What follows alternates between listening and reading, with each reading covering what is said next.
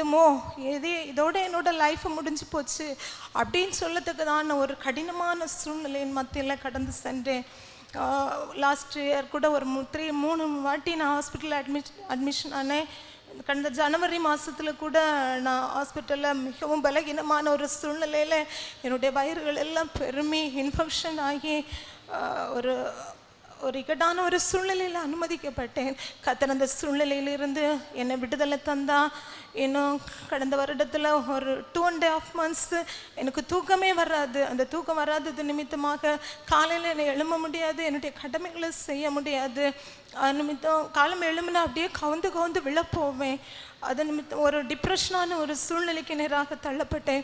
கர்த்தர் அந்த நாட்களில் என்னோடு கூட இருந்தாங்க, என்னை பலப்படுத்தினாங்க. ஒவ்வொரு நாளும் கேட்பேன், எஸ்ப்பா இந்த சூழ்நிலையை தாண்டவும் எனக்கு பலன் தாங்கப்பா அப்படின்னு சொல்லிட்டு அந்த ஒரு வார்த்தையை தான் கேட்டுகிட்டே இருப்பேன். அநேக நேரங்களில் என்னால் ஜெபிக்க முடியாது, ஆனாலும் கர்த்தர் என்னை பலப்படுத்தினாங்க. இன்னும் இந்த வருஷத்திலும் பலவிதமான உபத்திரத்தின் வழியாக கடந்து வந்தேன். கர்த்தர் கூட இருந்தாங்க. ஒரு நாள் ஒரு சர்ப்பம் என் வீட்டில் வந்துச்சு, ஒரு பாம்பு வெளிப்பகுதியில். அதை நான் கவனிக்கல. நான் நாய்க்கு சாப்பாடு வைக்கும்படியாக போயிருந்தேன். எனக்கு பின்னாடி அது இருந்திருக்குது. நான் நைட்டு லைட் போடாமல் இருந்தேன். அப்போது எனக்கு மனசில் ஏதோ நீ லைட் போடு அப்படின்னு சொல்லிட்டு நான் வெளியே வந்தேன். நான் திரும்ப உள்ளுக்கு போய் லைட்டு போட்டுட்டு வந்து பார்க்குறேன், அப்படியே ஒரு பாம்பு, நல்ல பாம்பு. எனக்கும் அதுக்கும் ஒரு அடி கூட தூரம் இல்லை, ஒரு சின்ன கேப்பு தான் இருந்துச்சு. கர்த்தர் அந்த சூழ்நிலையில் என்னை பாதுகாத்தாங்க. என்னை எந்த பயப்படலை நான். அதே பாம்பு மறுநாளும் அதே டைமுக்கு அந்த இடத்துல வந்துருந்துச்சு. கர்த்தர் அதையும் பார்க்க கிருபை செய்தாங்க. அது நிமித்தம் எந்த தீங்குக்கும் என்னை ஒப்பு கொடுக்கல. ஒவ்வொரு நாளும் என்னுடைய ஜீவன் அவருடைய பார்வையில் அருமையாக பாதுகாக்கப்பட்டது. ஹஸ்பண்டை பாதுகாத்தாங்க, பிள்ளைகளை பாதுகாத்தாங்க. கர்த்தர் நல்லவராக இருந்தாங்க. அவர் செய்த எல்லா நன்மைகளுக்காக ஸ்தோத்திரம். இன்னும் எனக்காக ஜெபித்த போதகர் குடும்பங்கள், சபை விசுவாசிகள், அநேகர், ஒவ்வொரு நாளும் ஊழியர்கள் எனக்காக போராடி ஜெபிச்சாங்க. எல்லாருக்காகவும் கர்த்தரை ஸ்தோத்திரிக்கிறேன், நன்றி சொல்றேன். இந்த சாட்சிக்காக கர்த்தரை ஸ்தோத்திரம். ஆமென். கர்த்தர் கொடுத்த விடுதலைக்காகவும் ஆண்டவர் கொடுத்த செய்த அற்புதங்களுக்கு எல்லாரும் கரம் உயர்த்தி கர்த்தரை ஸ்தோத்திரம் பண்ணுவோம். ஸ்தோத்திரம். ஏசப்பா அந்த இடத்துல சாட்சியா நடத்தின ஏசப்பாவுக்கு கோடி நன்றி செலுத்துகிறேன். இந்த ஒரு வருட காலமா ஏசப்பா மலை போல துன்பம் எல்லாம் என் வாழ்க்கையில் வந்த நேரமெல்லாம் அது பனி போல மாற செய்து ஒவ்வொரு நாளும் அவருடைய கிருபையினாலே என்னை நடத்தி வந்தார். அதற்காக என் ஏசப்பாவுக்கு நான் கோடி நன்றி செலுத்துகிறேன். கடந்த வருடம் என் மக 10ஆம் வகுப்பு படித்து கொண்டிருந்தாள். அப்பொழுது அவளுக்கு ஒவ்வொரு நாளும் ஒவ்வொரு பலவீனம். அந்த எக்ஸா நாளில் ஒரு நாள் கூட அவளால் படிக்க முடியலை. ஆனாலும் ஏசப்பாடி சமூகத்தில் நான் விசுவாசத்தோடு ஒவ்வொரு நாளும் அவருடைய தலையில் கையை வச்சு ஜெபம் பண்ணி அனுப்புவேன். ஏசப்பா எதிர்பார்த்ததை விட ஒரு 400க்கு மேலே அதிகமான மார்க் ஏசப்பா கொடுத்து நல்ல வெற்றியை கொடுத்து ஏசப்பா எங்களுக்கு உதவி செய்த அன்புக்காக ஏசப்பாவுக்கு கோடி நன்றி செலுத்துகிறேன். என் வாழ்க்கையில் கூட அநேக துன்பங்கள் மத்தியிலும் எங்களுக்காக ஜெபித்த போதகருக்காக அவருடைய குடும்பங்களுக்காக ஏசப்பா பாதத்தில் நன்றி சொல்லி என் சாட்சியை முடிக்கிறேன். ஆமென். கர்த்தர் அவர்களுக்கு செய்த அனுகூலத்திற்காகவும் கர்த்தர் நல்ல கொடுத்த சரீர சுகத்திற்காகவும் எல்லாரும் ஆண்டவரை ஸ்தோத்திரம் பண்ணுவோம். ஸ்தோத்திரம். கர்த்தரே ஸ்தோத்திரம். என்னை ஒரு சிறு சாட்சியாக நிறுத்துகிற தேவாதி தேவனுக்கு கொடாவடி ஸ்தோத்திரம். என்னுடைய மகனுக்காக நான் போராடி ஜெபித்த நாட்கள் அநேகம் உண்டு. என் மகனுக்கு வெளியே சொல்ல முடியாத துக்கங்கள், கவலைகள், பாரங்கள், கிளேசங்கள் ஆண்டவர் அவனுக்காக நான் இரவு பகலென்று பாராமல் ஜெபித்த அநேக நாட்கள் உண்டு. ஜாமக்கார ஜெபத்தில் ஒவ்வொரு ஆள்கிட்டையும் சொல்லி கண்ணீரோடு வடித்து போகிற நாட்கள் உண்டு. அப்பொழுது கர்த்தர் ஒரு அற்புதங்களை செய்தார். என் மகனுக்கு நல்ல ஒரு வெளிநாடு தேசத்திலே போவதற்கு ஒரு வழியை செய்தார். அவருக்கு கோடி நன்றி செலுத்துகிறேன். அவன் இன்னும் அந்த இடத்திலே அரபியின் கண்களிலே தயவு கிடைக்க என் தேவன் கிரியை செய்ய வேண்டும். பின்ன என்னுடைய வாழ்க்கையிலே அநேக பிரச்சனையினால் மிகவும் கஷ்டப்பட்டு ஒரு சிறு காம்பவுண்டு கட்டுவதற்கு ஒரு காசு கூட எனக்கு கிடையாது. ஆனால் எனக்கு தேவ தரிசனத்தின்படி கர்த்தர் எனக்கு அந்த காம்பவுண்டை கட்ட செய்ய எனக்கு கிரியை செய்தார். அப்போ மிகவும் கடன் பிரச்சனையினால் இருந்தேன். கர்த்தர் 3.5 லட்சம் ரூபாய் கடத்தினால் மிகவும் கஷ்டப்பட்டு இருந்தேன். கர்த்தர் இந்த வருஷத்திலே எனக்கு வாக்குத்தத்த வசனத்தை தந்தார். உன் கடன் பாரம் நீங்கும் என்று சொல்லி என்னுடைய வாக்குத்தத்த வசனத்தை எனக்கு தந்தார். ஆனால் மிகவும் கஷ்டத்தோடு அதற்காக போராடி ஜெபித்தேன். ஆண்டவர் எனக்கு 1 லட்சம் கடத்தை அப்பா எனக்கு வைத்திருக்கிறார். மிச்சம் மிகவும் கடன்களெல்லாம் நீங்கி விட்டது. கர்த்தருக்கு ஸ்தோத்திரம். என்னுடைய குடும்பத்துக்காக இன்னும் அநேகர் ஜெபிக்கவும் அப்பா உம்முடைய சமூகத்திலே வந்து நான் கெஞ்சி கேட்குறேன். ஒவ்வொருவரும் எனக்காக ஜெபிக்க தாழ்மையுடன் கேட்டுக்கொள்கிறேன். ஆமே. கர்த்தர் செய்த அனுகூலங்களுக்காகவும் தொடர்ந்து கர்த்தர்களை வழிநடத்தும்படியாகவும் கடன்களிலிருந்து முற்றிலுமான விடுதலை கர்த்தர் கொடுக்கும்படி எல்லாரும் ஆண்டவரை ஸ்தோத்திரம் பண்ணுவோம். ஸ்தோத்திரம், ஸ்தோத்திரம், ஸ்தோத்திரம்.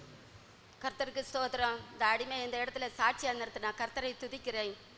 நான் 23ஆம் வருஷம் முழுவதும் நான் இந்த சர்ச்சில் தினமும் வந்த போல வந்து என்னை பாரத்தை எல்லாம் சொல்லி அழுது கண்ணீரோடு கழிஞ்ச 23ஆவது வருஷம் கடைசியில் இதுபோல இந்த இடத்துல கண்ணீர் விட்டதுன்னு சொன்னால் சொல்ல முடியாது. நான் பாஸ்டர்கிட்ட சொல்லி அழுத நேரத்தில் அவர் சொன்னார், உன் சிறையிருப்ப தேவன் மாற்றுவார் என்று சொல்லி எனக்கு என்னை தலையில் கையச்சு ஜெபித்து அனுப்பினார். அந்த வருஷத்திலிருந்து தகப்பன் 24ஆம் ஆண்டு எனக்கு கொலோசியர் 3:15 படி உன் உன் உன் இருதயம் தேவ சமாதானம் உனக்கு ஆக கடவுது என்று சொல்லி அந்த வசனத்தை எனக்கு வாக்குத்தத்தமாக தந்து இந்த ஆண்டில் எனக்கு நல்ல சந்தோஷத்தையும் சமாதானத்தையும் தந்து எனக்கு குடும்பத்தில் இருந்த என் மகனும் என் கணவரும் என்னை உதறி எப்படி தூக்கி எறிந்தார்களோ அந்த விதத்தில் ஆண்டவரே பெரிய காரியத்தை எனக்கு செய்தார். என் மகன் ஒரு வருஷத்தில் ஒரு தடவை வருவான். இந்த வெளிநாட்டில் இருக்கான், ஒரு தடவை வருவான் ஒரு வருஷத்துக்கு. ஆனால் இந்த வருஷத்தில் 2 தடவை வர ஆண்டவர் கிருபை செய்தார். முதல் தடவை வந்து நான் அவைய செய்த கஷ்டத்தை எல்லாம் துன்பத்தை எல்லாம் சொல்லி என் மகனிட்டு அழுதை என்னை தூக்கி இந்த முறையில் என்னை தூக்கி எறிந்து விட்டீர்களே என்று சொல்லி நான் கண்ணீர் விட்டு அழுத நேரத்தில் என்ன வந்து ஏன் அம்மா இப்படி அழாதுங்க, நான் செய்ததெல்லாம் தப்பு தான், என்னை மன்னித்து கொள்ளுங்க, என்னை கட்டி அணைத்து நீ இப்போ என்ன செய்ய அம்மான்னு கேட்ட பிறவைக்கு நான் செலவுக்கு பைசா அனுப்பினா நீ எடுக்கவில்லையே என்ன சொல்லி என்னை கட்டி அணைத்தார். நான் சொன்னேன், எனக்கு ஏசப்பா சாப்பாடு போடுகிறாங்க, நான் அவருக்கு பணியை செய்கிறேன், நான் தினமும் சர்ச்சுக்கு போவேன், ஏசு நம்மோட சர்ச்சுக்கு போவேன். அந்த சர்ச்சில் என்னைக்கும் ஜபம் நடக்கிறது. நான் அந்த சர்ச்சில் ஊழியத்துக்கு போவேன், நடைபயண ஊழியத்துக்கு போவேன், நான் இந்த ஆஸ்பத்திரி ஊழியத்துக்கு போவேன். சொன்னோன்னு என்னை கட்டி முத்தம் தந்து எனக்கு செலவுக்கு காசும் தந்து அம்மா ஊழியத்துக்கு போ, நீ போகிற சர்ச்சில் பாஸ்டருக்கு ஒரு சின்ன காணிக்கையும் தருகிறேன்னு சொல்லி என்னை சமாதானப்படுத்தி என்னை அமைதிப்படுத்தி என்னை சந்தோஷப்படுத்தி வீட்டுக்கு அவன் வேலைக்கு சென்றான். திருப்பி இந்த வருஷத்தில் நவம்பர் மாதம் 8ஆம் தேதி வந்தான். வந்து வெள்ளிக்கிழமை வந்தான். சனிக்கிழமை கேட்டான், அம்மாக்கு ஆதார் கார்டு எனக்கு வேணும்னு. ஏம்மா ஆதார் கார்டுக்கு உனக்கு என்னத்துக்கு அப்படின்னு கேட்டோன்னு சொன்னான். இல்லை அம்மா எனக்கு தேவைப்படுதுன்னு சொன்னான். வாங்கிக்கிட்டு போய் அன்னைக்கு என்ன செய்திருக்கான்னு கேட்டால் என்ன தெரியாமே பிளைனுக்கு டிக்கெட்டு போட்டிருக்கேன், எங்கே கொண்டு போகிறதுக்கு திருவனந்தபுரத்துலேருந்து கொச்சி வரையில் டிக்கெட்டு போட்டுட்டு வந்து சொல்லி அம்மா நான் 2 பேருமா கொச்சிக்கு டூரு போகிறாம்மா, அம்மா கட்டாயம் வரணும். ஏம்மா நான் அப்படி என்ன செய்ய, எனக்கு வேண்டாம், நான் வரையில, நான் டிக்கெட்டு போட்டாச்சம்மா என்ன சொல்லி என்னை கூட்டிகிட்டு திருவனந்தபுரம் வரையிலும் நாங்கள் அவனை காரில் தான் போனேன். திருவனந்தபுரத்துலேருந்து பிளைன் ஏற்றி என்னை கொச்சியில் கூட்டிகிட்டு போய் அங்கே இறங்கி நாங்கள் கொஞ்ச நேரம் அந்த இடத்தையெல்லாம் பார்த்து சுற்றி பார்த்துட்டு என்னை திருப்பி ட்ரெயினில் ஏற்றி வீடு வரையிலும் என்னை சந்தோஷப்படுத்தி என்னை மகிமைப்படுத்தி அவனுக்கு உள்ளத்தில் என்ன கஷ்டம் எல்லாம் இருந்ததோ எனக்கு இப்போ அந்த கஷ்டம் மாறிச்சுன்னு என்னை சந்தோஷப்படுத்த ஆண்டவர் கிருபை செய்தார். இது மனிதனால் ஆன காரியம் அல்ல. கர்த்தர் என்னை பலப்படுத்தி இவ்வளவாய் அன்பு கூர்ந்து என்னை நடத்தின தேவாதி தேவனுக்கு கோடான கோடி நன்றி செலுத்துகிறான். கர்த்தர் செய்த எல்லா நன்மைகளுக்காகவும் இந்த குடும்பத்தில் கர்த்தர் ஏற்படுத்தின சமாதானத்திற்காகவும் எல்லாரும் கர்த்தரை ஸ்தோத்திரம் பண்ணுவோம். நன்றி அப்பா. ஸ்தோத்திரம், ஸ்தோத்திரம், ஸ்தோத்திரம். என்னை இந்த இடத்துல சாட்சியாக நிறுத்தின ஏசப்பாவுக்கு நன்றி செலுத்துகிறேன். நான் கடந்த 2023ஆம் வருஷம் பிப்ரவரி மாதம் முதல் இந்த அருகில் இருக்கிற இந்த இஎஸ்ஐ மருத்துவமனையில் உதவியாளராக நாங்கள் 4 பேர் வேலையில் சேர்ந்தோம். எங்களுக்கு கடந்த டிசம்பர் மாதம் வரைக்கும் எந்த விதமான நாங்கள் வேலையில் இருக்கேன்னு ஒரு இதுவும் இல்லை, சம்பளமும் வராமல் ரொம்ப கஷ்டப்பட்டோம். அப்போ நான் ஒவ்வொரு ஞாயிற்றுக்கிழமையும் அங்கே வேலை முடிந்தோடனே இந்த இடத்துல ஆராதனைக்கு வந்துட்டு நான் வீட்டுக்கு போவேன். கழிஞ்ச வருடம் டிசம்பர் மாதம் இந்த இடத்துல எல்லாரும் சாட்சி சொல்லாமல் நானும், ஆண்டவரே நாங்கள் யாரையுமே நம்பி இந்த வேலையில் சேரல, உங்களை நம்பி சேர்ந்திருக்கோம்ப்பா, உமக்கு என்ன சித்தமோ அதை நீங்கள் செய்யுங்க, அடுத்த வருஷம் நாங்கள் இதில் ஒரு சாட்சியாக நான் சொல்லணும் அப்படின்னு சொல்லிட்டு நான் எல்லாரும் சாட்சி சொல்லாமல் நானும் பொருத்தனை பண்ணி ஜெபிச்சுட்டு போனேன். கர்த்தர் கிருபையாட்டு கழிந்த நவம்பர் மாதம் உள்ள சேலரி நேற்றைக்கு சாயங்காலம் நவம்பர் வரைக்கும் உள்ள சேலரி கிடைக்கும்படியாகும். அதுக்கு முன்னாடி மே மாதம் ஒரு 9 மாத சேலரி அந்த மாதிரி நாங்கள் வேலையில் இருக்கிறோம். அந்த மாதிரி ஒரு காரியங்களை காண செய்தார். மீண்டும் இந்த பதவியை நிரந்தர பணியாக எங்களுக்கு மாற்றித்தரணும். நீங்கள் எல்லாரும் ஜெபிக்கும்படி கேட்டு என்னுடைய சாட்சியம். ஆமென். கர்த்தர் திறந்த வாசலை கொடுத்தபடியினால், அனுகூலங்களை செய்தபடியினால் எல்லாரும் ஆண்டவரை ஸ்தோத்திரம் பண்ணுவோம். இந்த வேலை கர்த்தர் நிரந்தரமாக்கி கொடுக்கும்படி ஒரு விசை கரங்களை உயர்த்தி நாம் ஜெபம் பண்ணுவோம். ஆண்டவரே, கொடுத்த அந்த வேலை கர்த்தர் நிரந்தரமாய் மாற்றி கொடுக்க வேண்டும் என நாங்கள் ஜெபிக்கிறோம். அப்பா, இன்னும் மேலான ஆசீர்வாதங்களை பிள்ளைகள் பெற்றுக்கொள்ளட்டும். இயேசுவின் நாமத்தில் கேட்கிறோம் பிதாவே. கர்த்தருக்கு ஸ்தோத்திரம். எனக்கு கல்யாணம் கழிஞ்சு 10 வருஷம் ஆகுது. இவனுக்கு முதல் குழந்தை 4 வருஷம் கழிஞ்சு தான் எனக்கு கிடச்சி. அது பேர் 9 மாதமும் 10 நாளும் வயிற்றில் இருந்து லாஸ்ட்டில் இறந்து தான் பிறந்து. அதுக்கு 2 வருஷம் திருப்பியும் கன்சீவ் ஆனேன். அப்புறம் அந்த குழந்தை அந்த உருவான அந்த இது தான் இருந்து 1.5 மாதத்துள்ள வெயிட் தான் போட்டிருந்து. குழந்தைய வளர்ச்சியை இதே துடிப்பு அதுவே எல்லாம் ஆபாசம் பண்ணினாங்க. அது பிறகு இவ 2 வருஷம் கழிஞ்சு எனக்கு கிடைச்சா. அதுக்கு பிறகு டாக்டர் சொன்னாங்க, இந்த குழந்தைக்கு நீங்கள் ஆபாசம் பண்ணிடுங்க, இந்த குழந்தை உங்களுக்கு முடியாது, உங்கள் சுகர் வர வயிற்றுலேயே சுகரே 180 இருக்குது, அதனால் சாப்பிட்ட பிறகு 400 மேலே இருக்குது, இனி உங்களுக்கு முடியாது, இந்த குழந்தைய ஆபாசம் பண்ணிடுங்க. அது பிறகு நான் தக்கலை கவர்மெண்ட் ஆஸ்பத்திரியில் ரொம்பவே அழுதேன். இந்த குழந்தைய எனக்கு எப்படியாவது தந்துடுங்க ஏசப்பா. பிறகு பாஸ்டருக்கு ஃபோன் பண்ணினேன், கேன் எடுக்க போகிறேன் பாஸ்டர், எனக்கு ப்ரே பண்ணும்போது பயமாகவும் இருக்குது, தைரியமே இல்லை. டாக்டர்ஸ் எல்லாம் இப்படி சொல்லியாங்க. ஒன்றா பாஸ்டர் ப்ரே பண்ணினாங்க. அது பிறகு டக்குலேருந்து அண்ணி ஆஸ்பத்திரி போனேன். அண்ணி ஆஸ்பத்திரி சொன்னாங்க, அங்கே போன சுகர் கொஞ்சம் கண்ட்ரோலாக இருந்து. இப்போ அங்கே சுதா டாக்டர் சொன்னாங்க, உங்கள் வாயும் உங்கள் நாவையும் கொஞ்சம் கட்டுப்பட்டீங்கன்னா அப்போ அந்த குழந்தை நல்லபடியாக நீங்கள் பெற்றெடுக்கலாம். அதுக்கப்புறம் அதுலேருந்து நாங்கள் சாதமே சாப்பிடல, அது இல்லாமல் தானிய உணவுலேயே நான் இருந்துட்டேன் பிறக்கே வரைக்கும். கர்த்தர் அதுக்கு லாஸ்ட்டில் செப்டம்பர் 1ஆம் தேதி ஞாயிற்றுக்கிழமை 12 மணிலேருந்து 2 மணி வரை அசைவே இல்லை, வயிற்று ரொம்ப அசைவே இல்லாமல் இருந்தேன். நாங்கள் கரைஞ்சிட்டு வச்சுன்னா அண்ணி ஆஸ்பத்திரி போனதில் நாங்கள் 5 மணியோட வெயிட் பண்ணுவோம், குழந்தை ஏதாவது மூவ் கிடைக்குதான்னு பார்க்கணும். அதுக்கப்புறம் நாங்கள் 7 மணிக்குள்ளே அதுக்கப்புறம் மூவே இல்லை, ஒரே மூவ் தான் இருந்து. அதுக்கு பிறகு ஆப்ரேஷன் பண்ணி எடுத்தாங்க. குழந்தை நல்லபடியாக இருந்து. ஆனால் இவளுக்கு மூச்சு தராரி ரொம்ப அதிகமாக இருந்து அதுலேருந்து கர்த்தர் கொஞ்சம் விடுதலை தந்தார். ஆமென். கர்த்தர் இம்மட்டும் கொடுத்த விடுதலைக்காக தொடர்ந்து பிள்ளையை கர்த்தர் பத்திரமாய் வழிநடத்தும்படி எல்லாரும் வலது கரத்தை உயர்த்தி பிள்ளைக்கு நேராக நீட்டி ஜெபம் பண்ணுங்க பார்க்கலாம். ஆண்டவரே, மிகுந்த கஷ்டத்தின் நடுவிலும் இந்த பிள்ளை பெற்றெடுக்க கர்த்தர் கிருபை கொடுத்திருக்கிறது உமக்கு ஸ்தோத்திரம் அப்பா. இந்த பிள்ளை இன்னும் பலன் கொள்ளட்டும் அப்பா. ஆண்டவரே, இன்னும் ஆண்டவரே ஆரோக்கியத்தோடு வளரட்டும் ஆண்டவரே. ஆண்டவரே ஸ்தோத்திரம். சரீரத்தில் எந்த பலவீனங்கள் இருந்தாலும் கர்த்தர் அதை முற்றிலும் மாற்றி போட்டு பூரண விடுதலை கர்த்தர் இப்பொழுதே கொடுப்பதற்காய் ஸ்தோத்திரம் ஸ்தோத்திரம் ஸ்தோத்திரம். பிள்ளை ஞானத்திலும் விவேகத்திலும் வளர்ந்தோங்கட்டுமே நாங்கள் ஜெபிக்கிறோம். எங்கள் ஜெபத்தை கேட்டதற்காய் ஸ்தோத்திரம். இயேசுவின் நாமத்தில் கேட்கிறோம் பிதாவே, ஆமென். கர்த்தரே ஸ்தோத்திரம். தேவன் என்னையும் இயேசு நம்மோட சபையில் ஒரு சாட்சியாக நிறுத்தின அவருடைய மேலான கிருபைக்காக அவரை நன்றியோடு ஸ்தோத்திரிக்கிறேன். கடந்த வருடம் இந்த நாட்களிலே என்னுடைய கணவனார் இதே டிசம்பர் இந்த நாட்களில் சுகம் இல்லாமல், அதாவது சர்ச்சை போகிறதுன்னு பரப்பிட்டாங்க, நானும் பரப்பிட்டேன். வெளியில் போயிட்டு உள்ளால வாரச்சுமே அவங்க அப்படியே கீழே விழுந்து கிடந்தாங்க. ஆனால் சும்மா இல்லை, ஒரு ஜீவனும் இல்லை, ஆனால் ஒரே இரத்த களத்தில் கிடந்தாங்க. எனக்கு யார்கிட்ட கூப்பிடணும், யாரை இந்த நேரத்தில் உதவி கூப்பிடலான்னு பார்த்தேன். ஆனால் ஒருத்தரும் இருக்க மாட்டாங்க, எல்லாரும் ஆலயத்துக்கு போயிடுவாங்க. ஆனாலும் எனக்கு சகோதரனை கூப்பிட்டா அவன் உடனே வரல. திரும்ப நான் கூப்பிட்டனால ஏதோ கையில் அன்னைக்கு அவன் ஆலயத்துக்கு போகிறச்சுமே செல்லு கொண்டு போக மாட்டான், ஆனால் அன்னைக்கு கொண்டு போயிருக்கான் எப்படியோ. அதை பார்த்துட்டு உடனே தானே அவன் வந்தான். எத்தனை தடவை அடிச்சிருக்காங்க அப்படின்னு சொல்லிட்டு வந்தான். வந்து பார்த்தா அவனே அழுதுட்டு எனக்கு ஒன்றுமே செய்ய முடியாது, நான் என்ன செய்யறதுக்குன்னு. ரத்த வெள்ளம், ஆனால் அவங்களுக்கு ஞாபகமே கிடையாது, உயிர் இருக்கிறது போலேயே இல்லை.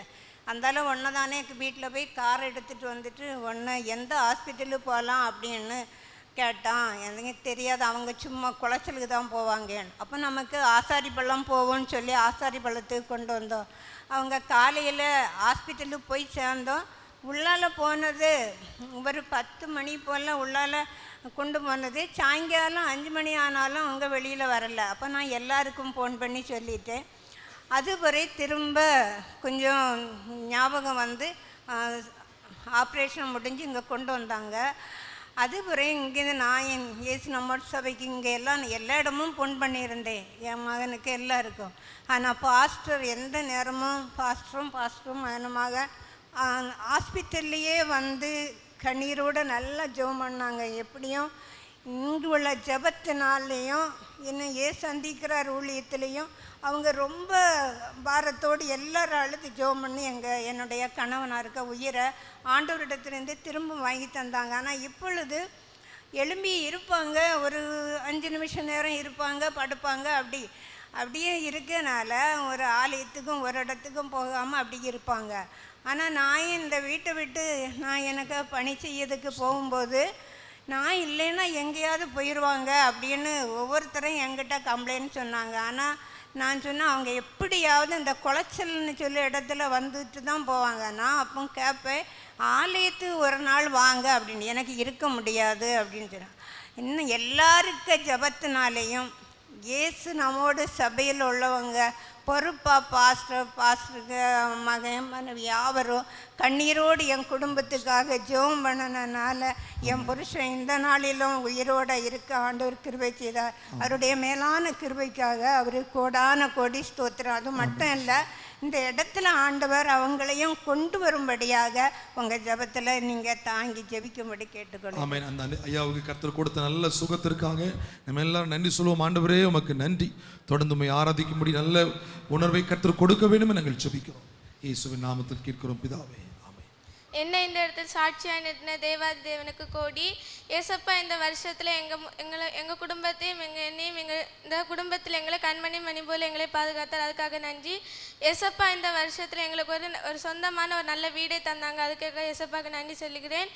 அந்த வீட்டில் கரண்ட் எடுக்கணும். அதுக்காக சபையார் அனைவரும் ஜெபிக்குமாறு என் சாட்சியை முடிக்கிறேன்.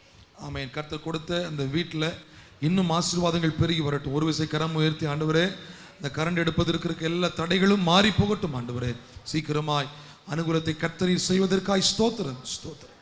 இயேசுவின் நாமத்தில் கேட்கிறோம் பிதாவே. என்னை இந்த இடத்துல தேவன் ஒரு சாட்சியாக நிறுத்தினதுக்காக கோடி கோடி நன்றி ஸ்தோத்திரிக்கிறேன். எனது ஊர் கோடிமுனை. எனது பெயர் நசரேன். ஆண்டவர் எனக்கு இந்த வருஷம் தந்த வாக்கு தத்தம் மீகா 7:15 உன்னை அதிசயங்களை காண பண்ணுவேன். அந்த வசனத்தின்படி தேவன் எனக்கு அற்புதம் செய்திருக்கிறார். பிப்ரவரி மாதம் எனக்கு முடியாத நிலை, உயிருக்கு ஆபத்தான நிலையில் வந்தபோது பாஸ்டரிடம் சொன்னேன். பாஸ்டர் ஒரு டாக்டரு ஜெயசேகரன் ஆஸ்பத்திரிக்கு போங்க, டாக்டரை பாருங்கன்னு சொன்னாங்க. அந்த டாக்டரை போய் பார்த்தேன். ஆண்டவர் எனக்கு நல்ல சுகம் தந்தாங்க. எனக்கு உதவி செய்த அநேக கரங்கள் உண்டு. எனக்காக ஜெபம் பண்ண நிறைய பேர் உண்டு. அவங்களுக்காகவும் ஆண்டவருடைய நாமத்தினாலே நன்றிகளை சொல்லிக் கொடுக்கிறேன். எனது மகளுக்கு துபாயிலே 2 வருடமாக வேலை இல்லாமல் இருந்துச்சு. அவளுக்காக இந்த சபையில் சொல்லி வெள்ளிக்கிழமை உபவாச ஜபத்தில் ஜெபம் பண்ணோம். ஜெபம் பண்ணி 2வது வாரத்திலேயே அவளுக்கு ஒரு வேலையை கருத்து அந்த இடத்துல அற்புதமாக கொடுத்திருக்கிறார். மீண்டும் அநேக அற்புதங்கள் உண்டு. நேரம் இல்லாத நேரம் என்னுடைய சாட்சியை இயேசு கிறிஸ்து நாமத்திற்கு நன்றி சொல்லி இருக்கிறேன். ஆமென். கர்த்தர் உங்களுக்கு கொடுத்த நல்ல சரீர விடுதலைக்காக சுகத்திற்காக கடந்த நாட்கள் வந்த பலவீனத்திலிருந்து கர்த்தர் பாதுகாத்தபடியினால் வலது கரத்தை உயர்த்தி நம்ம எல்லாரும் ஆண்டவரை ஸ்தோத்திரம் பண்ணுவோம். ஸ்தோத்திரம். ஒரு தாயார் அவங்கள இன்னைக்கு சர்ச்சுக்கு வர முடியல, எழுதி கொடுத்துருக்குறாங்க. கர்த்தருக்கு ஸ்தோத்திரம். என்னுடைய பெயர் மில்லாபாய், குன்னம்பாறை. நான் விழுந்து எழும்ப முடியாமல் படுக்கையில் இருந்தேன். தொடர்ந்து ஷம்மா டிவியின் மூலமாக எல்லா ஆராதனைகளிலும் தவறாமல் நான் பங்கு பெற்றிருந்தேன். பாஸ்டரும் என் இல்லத்தில் வந்து ஜெபித்தார்கள். இப்பொழுது எனக்கு என்னுடைய கடமைகளை செய்ய தேவன் பலன் தந்துள்ளார். தேவனுக்கு நன்றி சொல்கிறேன். இன்னும் என்னுடைய கண் பார்வை குறைவாக உள்ளது, அதற்காக ஜெபியுங்கள். ஒரு விசை கரம் உயர்த்தி அன்பு தாயாருக்கு கர்த்தர் கொடுத்த விடுதலைக்காய் நன்றி சொல்லுவோம். ஆண்டவர் இந்த கண்களில் கர்த்தர் தெளிவான பார்வையை நீர் ஏற்படுத்தி கொடுக்க வேண்டும் என நாங்கள் ஜெபிக்கிறோம். அப்பா ஹல்லேலூயா. கர்த்தர் எங்கள் ஜெபத்தை எல்லாம் கேட்டீரே, எங்கள் விண்ணப்பத்திற்கு பதில் தந்தீரே, உமக்கு நன்றி. எந்த பலவீன நேரங்களில் உம் கிருபை தந்தீரையா. எந்த பலவீன நேரங்களில் சேர்ந்து சொல்லுவோம், கிருபை தந்தீரையா. இயேசு ராஜா இயேசு ராஜா என் பலனானி, எதற்கும் பயமில்லையே. இயேசு ராஜா என் பலனானி, எதற்கு நான் பயப்பட மாட்டேன். பயமில்லையே. ஆராதனை ஆராதனை உமக்கே, எல்லாருடைய கரங்களை உயர்த்தி உயர்த்தி ஆராதனை உமக்கே. நீங்க சத்தமா பாடுங்க. ஆராதனை உமக்கே, ஆராதனை. நல்ல கை தட்டி ஆராதனை ஆராதனை உமக்கே, ஆராதனை உமக்கே. எந்த உயிருள்ள நாட்கள் எல்லாம் உமக்கே, உம்மை நான் புகழ்ந்து பாடிடுவேன். ஆராதனை உமக்கே. எந்த உயிருள்ள நாட்கள் எல்லாம் உம்மை புகழ்ந்து பாடிடுவேன். எந்த உயிருள்ள நாட்கள் எல்லாம் உம்மை புகழ்ந்து பாடிடுவேன். ராஜா நீர் செய்த நன்மைகளை எண்ணியே துதித்திடுவேன். எத்தனை பேர் உண்மையா சொல்றீங்க? ஆண்டவரே, எங்களுக்கு நீங்க செய்த எல்லா நன்மைகளை நினைத்து துதித்திடுவே. ஆராதனை உமக்கே, ஆராதனை உமக்கே, ஆராதனை உமக்கே, ஆராதனை உமக்கே. சொல்லுங்க, ஆராதனை உமக்கே, ஆராதனை உமக்கே. ஆமாண்டவரே, ஆராதனை உமக்கே. எங்கள் தெய்வமே ஆராதனை. ஆராதனை உமக்கே, ஆராதனை உமக்கே. அப்படியே கரங்களை தட்டி எல்லா தேவ பிள்ளைகளும் கர்த்தருக்கு மாத்திரம் நாம் மகிமை செலுத்தி ஓரிரு நிமிடங்கள் நல்ல வாய்களை திறந்து ஸ்தோத்திரங்களை செலுத்தி உன்னதமான கர்த்தரை நாம் உயர்த்துவோம். எல்லாரும் துதிங்க. ஆண்டவரே, எங்கள் உயிருள்ள நாட்கள் எல்லாம் நாங்கள் உம்மை புகழ்ந்து பாடிடுவோம். எங்கள் ராஜாவாகி எங்கள் தேவன் எங்களுக்கு செய்த எல்லா உபகாரங்களுக்காக, எல்லா நன்மைகளுக்காக நாங்கள் உம்மை துதித்து போற்றுவோம். ஆண்டவரே, நாங்கள் உமக்கு மனதார நன்றி சொல்லுவோம். ஆண்டவரே, எல்லாரும் துதிங்க. இப்போது உங்க தேவைகளை எல்லாம், உங்க வேண்டுதல் எல்லாம் தேவ சன்னிதானத்தில் சொல்லுங்க. ஆண்டவரே, என் குறைவுகளை நிறைவாய் மாற்றுகிறவரே, என் துக்கங்களை சந்தோஷமாய் முடிய பண்ணுகிறவரே. ஆண்டவரே, இந்த பண்டிகை நாட்களை நாங்கள் நெருங்கி கொண்டிருக்கிறோம். இந்த பண்டிகை நாட்களை நாங்கள் சந்தோஷமாய் ஆசரிப்பதற்கு எதிராய் இருக்கிற எல்லா தடைகளும் இயேசுவின் நாமத்தில் இப்பொழுது விலகுவதாக. ஆண்டவரே, இந்த பண்டிகை நாட்களை நாங்கள் சந்தோஷமாய் கொண்டாடுவதற்கு விரோதமாய் எத்தனை தடைகள் இருந்தாலும், எத்தனை காரியங்கள் தடையாய் வந்தாலும் அத்தனைகளை கர்த்தர் முறியடிப்பதற்காய் ஸ்தோத்திரம்.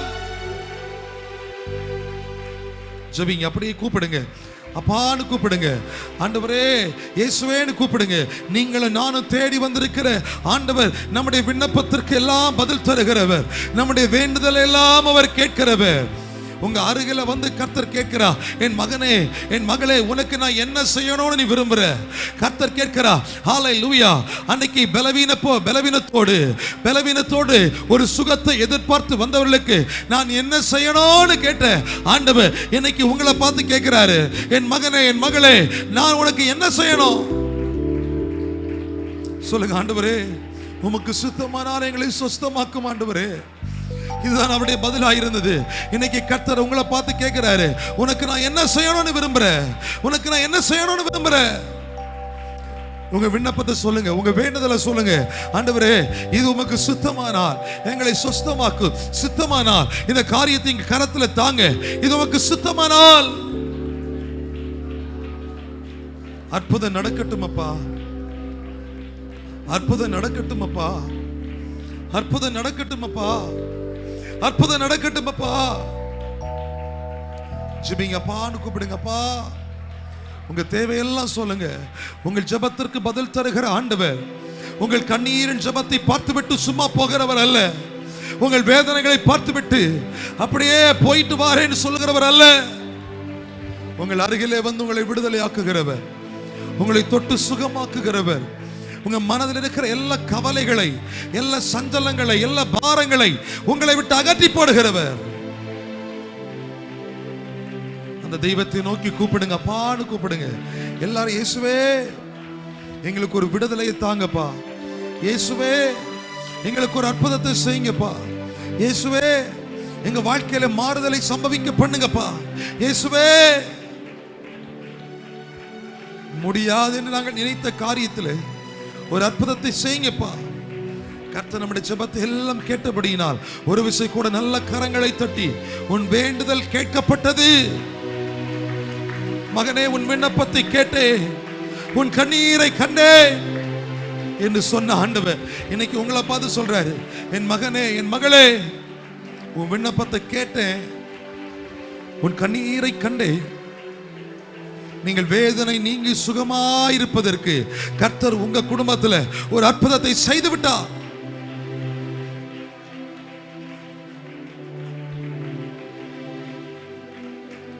அற்புதம் செய்த ஆண்டவருக்கு நல்ல கைத்தட்டி எல்லாரும் ஆண்டவரை ஸ்தோத்திரம் பண்ணுவோமா?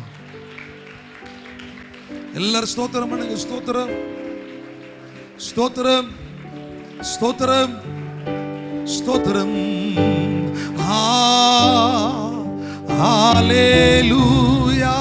ஒரு விஷயம் எழுந்து நின்று ஹalleluya ஹalleluya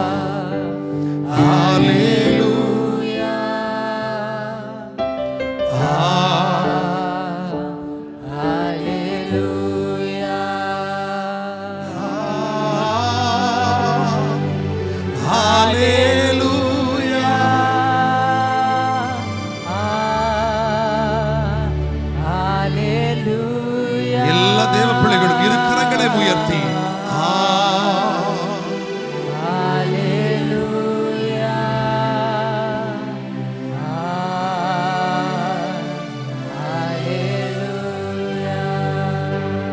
தொடர்ந்து ஆண்டவர் நம்மை வழி நடத்தும்படி எல்லாரும் வலது கரத்தை உயர்த்தி கர்த்தரை ஸ்தோத்திரம் பண்ணுவோம். சமீபத்தில் தூரத்தில் இருக்கிற நம்முடைய குடும்பங்களுக்கு ஆண்டவர் நல்ல பாதுகாப்பை தரும்படி கர்த்தரை ஸ்தோத்திரம் பண்ணுவோம். பண்டிகை காலத்தில் பிரயாணப்படுகிற ஒவ்வொருவருக்கும் கர்த்தர் நல்ல தெய்வீக பாதுகாப்பை கொடுக்கும்படி எல்லா தேவ பிள்ளைகளும் வலது கரத்தை உயர்த்தி சத்தமா ஸ்தோத்திரம் பண்ணுங்க. சொந்தமான வீடு இல்லாத குடும்பங்களுக்கு கர்த்தர் சீக்கிரமாய் சொந்த வீட்டை தரும்படி கர்த்தரை ஸ்தோத்திரம் பண்ணுவோம். விபத்துகளால், இயற்கை சீற்றங்களால், கொடிய வியாதிகளால், கொள்ளை நோய்களால் யாருக்கும் அகால மரணம் வந்து விடாதபடி எல்லாரையும் கர்த்தர் ரத்தம் தெளித்து முத்திரையிட்டு உன்னதமான மறைவுக்குள்ளே வைத்து நம்மையும் நம்முடைய குடும்பத்தையும் ஆண்டவர் பாதுகாக்கும்படி கர்த்தரை ஸ்தோத்திரம் பண்ணுவோம். தொடர்ந்து எங்களை வழி நடத்தும் இயேசுவின் நாமத்தில் ஜெபிக்கிறோம் நல்ல பிதாவே. நாம் அமர்ந்து கொள்ளலாம். சந்தோஷமா இருக்க எல்லாரும் ஒரு சொல்லுங்க அல்லேலூயா. சந்தோஷமா இருக்க எல்லாரும் சத்தமா ஒரு சொல்லுங்க அல்லேலூயா. சிலவங்களுக்கு கையே வரமாட்டேங்க அல்லேலூயா. நமக்கு ஒரு பிள்ளை பிரதிஷ்டை இருக்கிறது. அந்த பிள்ளையுடைய தாயாரையும் தகப்பனாரையும் கூப்பிடுவதற்கு முன்பதாக சில வார்த்தைகள் எல்லா பெற்றோர்களுக்கு ஆண்டு வந்த சீனாய் மலையில் இஸ்ரவேல் ஜனங்களுக்கு ஒரு 10 கற்பனைகளை கட்டளைகளை கற்றுக் கொடுத்தார். அதுபோலவே இந்த புதிய ஏற்பாட்டின் காலத்தில் ஆண்டவர் பெற்றோர்களுக்கு ஒரு 10 கட்டளையை கற்றுக் கொடுக்கிறார். கவனமாய் கேளுங்க. பெற்றோர்களுக்கு கொடுக்கிறார். அந்த பெற்றோருடைய கடமை என்ன? நம்முடைய தமிழ்நாட்டை ஆளுகை செய்த ஒரு முதல்வர் பேரறிஞர் அண்ணா அவர் சொல்லுவார்கள் கடமை, கண்ணியம், கட்டுப்பாடு என்று சொல்லி இந்த உலகத்தில் ஒரு கடமை இருக்க வேண்டும், கடமையோடு சேர்ந்த கண்ணியம் இருக்க வேண்டும், அதோடு சேர்ந்த ஒரு கட்டுப்பாடு இருக்க வேண்டும் என்று சொல்லி இந்த பேரறிஞர் அண்ணா அவர்கள் ஒரு குடும்பம் ஆகாதவர் அவரே சொல்லியிருக்கிறார். அன்பான தேவனுடைய பிள்ளைகள், நம்முடைய வாழ்க்கையிலே இந்த பெற்றோர்களுடைய கடமை என்ன? கர்த்தர் நமக்கு ஒரு பிள்ளைகளை கற்றுக் கொடுக்கிறார். பெற்றோருடைய கடமை என்ன என்று சொல்லி பார்த்தா, உங்களுடைய பிள்ளைகள், கர்த்தர் நமக்கு கொடுக்கப்பட்ட பிள்ளைகள் நம்முடைய வீட்டில் வெளியில் அவர் எப்படி நடக்கிறார்கள் சொல்லி பெற்றோர்கள் நிச்சயமாய் அதை கவனிக்க வேண்டும். நம்முடைய வீட்டிலையும் நம்ம கவனிக்கணும். ஒருவேளை ஸ்கூலுக்கு போகிறாங்களா, காலேஜுக்கு போகிறாங்களா, வேலைகளுக்கு போகிறாங்களா, ஆனால் வீட்டிலும் வெளியிலும் நம்முடைய பிள்ளைகள் எப்படி இருக்கிறான்னு சொல்லி கவனிக்க வேண்டியது பெற்றோருடைய கடமை. ஒரு லட்சம் அல்லேலூயா. அந்த பிள்ளைகளை பெற்றோர்கள் கவனிக்காவிட்டால் நீங்கள் உண்மையான தாயின்னு சொல்வதற்கு எந்த தகுதியும் இல்லை. அல்லேலூயா. சிலவங்க சொல்லுவாங்க, தாய் பெற்று தகப்ப என்ன செய்யணும், வளர்க்கணும்னு சொல்லுவாங்க. என் மனைவிட்ட எனக்கு கேட்டால் சொல்லுவாங்க, நான் எவ்வளோ தூரம் நான் பிரயாசப்பட்டு எங்களுடைய பிள்ளைகளை வளர்த்தேன்னு எனக்கு தெரியும். அங்கே செறிஞ்சு பார்க்காங்க, ஓய் நீராவி வளர்த்தீரு, நான் நீர் போட்டுட்டு போக சொல்ல நான் நல்ல பிள்ளைகளை பார்த்தேன் என்று பாசமாக செறிஞ்சு பார்த்தது போல் இருக்குது. உண்மையிலே அதுதான். நான் நாடோரி போல் போயிட்டே இருந்தேன். ஆனாலும் கவனமாக வளர்த்தாங்க. கைகளை உயர்த்தி சொல்லுவா அல்லேலூயா. ஆனால் சனிக்கிழமை தோறும் பிள்ளைகளுக்கு மத்தியானம் வரை யாரும் சாப்பாடு கொடுக்க மாட்டாங்க, அவங்களுக்கு கொடுக்க மாட்டாங்க. மத்தியானம் வரையிலும் அந்த பிள்ளைகளை வச்சு உபவாசம் பண்ணுவோம். நான் இருக்க வேண்டிய இடத்துல நான் இருப்பேன், நான் இல்லாத நேரத்தில் பாஸ்டமாக இருப்பாங்க. இருந்து அந்த பிள்ளைகளுக்கு அந்த நாளிலிருந்து இப்பவும் அப்படி தான் உபவாசம் பண்ணி பிள்ளைகளுக்காக செபிப்போம். நம்முடைய வீட்டிலும் நம்முடைய வெளியிலும் நம்முடைய பிள்ளைகளுக்காக பெற்றோர்கள் என்ன செய்யணுமா, கண்டிப்பாக ஜெபிக்கணும். வீட்டில் எப்படி இருக்கிறாங்க, வெளியில் எப்படி இருக்கிறாங்க சொல்லிக்கிட்டு வெளியில் போகிற பிள்ளைகளை நம்ம அறியணும். வெளியே போனால் எப்படி இருக்கிறான், உள்ளுக்கு இருந்தால் எப்படி இருக்கிறான் சொல்லிக்கிட்டு பிள்ளைகளை குறித்து பெற்றோர்களை அறியணும். ஒன்று. ரெண்டாவது, உங்களுடைய பிள்ளைகள் ஆவிக்குரிய ஜீவியத்தில் ஆனால் முன்னேறி தேவ பக்தியில் நிறைவான அன்பில் உங்களுடைய வீட்டில் நிரம்பி இருக்க நீங்கள் பாடுபடணும். அல்லேலூயா. ஆவிக்குரிய வாஞ்சியில் முன்னேற, தேவ பக்தியில் முன்னேற, நிறைவான அன்பில் முன்னேற, அந்த வீட்டுக்குள்ளே நிரம்பி இருப்பதற்கு பெற்றோர்கள் கண்டிப்பாய் அந்த ஆவிக்குரிய இன்னைக்கு அநேக பிள்ளைகள் காலையில் சில நேரத்தில் நான் வாகனத்தில் போவேன், சில பிள்ளைகள் 5 மணிக்கே பாவ மூட்டையை பின்னாடி சுமந்துக்கிட்டு டியூஷனுக்கு போகுது. மறுபடியும் 8 மணிக்கு வந்து ஸ்கூலுக்கு போகுது. மறுபடியும் ஸ்கூலுக்கு போய்கிட்டு அங்கே நைய படைக்கிறாங்க. மறுபடியும் 3 மணிக்கு 4 மணிக்கு வராங்க, மறுபடியும் டியூஷன். எப்படிலாம் பிள்ளைகளை அனுப்பி விடுறாங்க. ஆனால் இன்னைக்கு ஆவிக்குரிய ஜீவியத்தில் வளர்வதற்கு பெற்றோர்கள் பிள்ளைகளுக்கு கவனம் செலுத்தலை. பிள்ளைகள் உலக பிரகாரமான படிப்பு நிச்சயமாய் 100% வேணும். அந்த பிள்ளைகள் ஆவிக்கு உலக பிரகாரமான படிப்பில் எவ்வளோ தூரம் படிக்க முடியுமோ படிக்க வைங்க. ஆனால் முதலாவது தேவனுடைய ராஜ்யத்திற்கும் அவருடைய நீதிக்கும் இடம் கொடுத்து ஆவிக்குரிய வாழ்க்கையில் அந்த தரத்தில் நம்முடைய பிள்ளைகள் எவ்வளோ வளருகிறது, தேவ பக்தியில் எவ்வளோ முன்னேறுகிறாங்க, உண்மையான அன்பு பிள்ளைகளுக்குள் எப்படி இருக்கிறது என்று அந்த வீட்டில் அவனுடைய பிள்ளைகள் நிரம்பி இருக்க பெற்றோர்கள் பாடுபட்டு தான் ஆக வேண்டும்.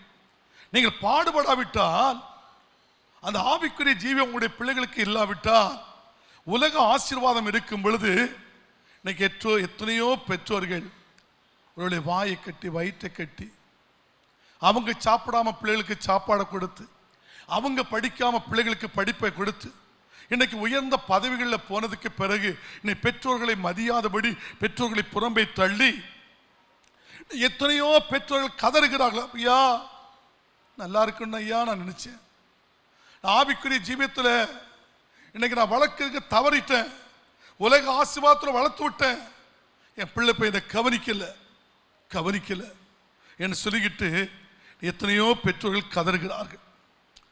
பிள்ளையானவன் நடக்க வேண்டிய வழியில் அவனை நடத்து, அவன் முதிர் வயதில் விடாதிருப்பான்னு சொல்லி நீதிமொழிகள் 22 அதில் 6ஆம் வசனம் சொல்லுது.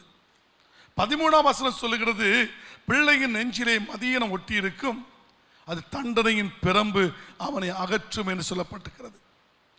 நீதிமொழிகள் 23:24 நீதிமானுடைய தகப்பன் மிகவும் கலிகூறுவான், ஞானமுள்ள பிள்ளையை பெற்றவன் அவனால் மகிழ்வான் சொல்லி ஒரு வார்த்தை இருந்தது. ஒரு தாயார் சொன்னார், என் கணவனுக்கும் பிள்ளைக்கும் எந்த தொடர்பு இல்லாதபடி ஓடினார், என் பிள்ளைகிட்ட அழுதேன். ஆனால் என் பிள்ளை என்னை கூட்டிட்டு திருவனந்தபுரத்தை கூட்டிட்டு போனான், கொச்சினுக்கு ஏர்போர்ட்டில் கூட்டிட்டு போனான், என்னை சந்தோஷப்படுத்தினா. என் இருதயம் ரொம்ப சந்தோஷப்பட்டு இருக்குது.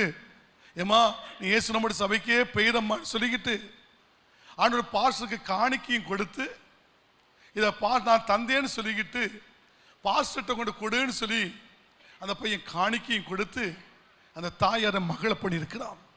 இன்றைக்கு சில பிள்ளைகளால் பெற்றோர்கள் மகிழ்கிறார்கள். ஆனால் சில பிள்ளைகள், நான் நேற்று இரவு என் வீட்டில் ஒரு தாயும் ஒரு தகப்பனும் ஒரே பிள்ளையை வைத்திருக்கிற கதர்னார்கள். பாஸ்டர் உன்னை கண்களந்து கண்ணீர் பாய்ந்தது.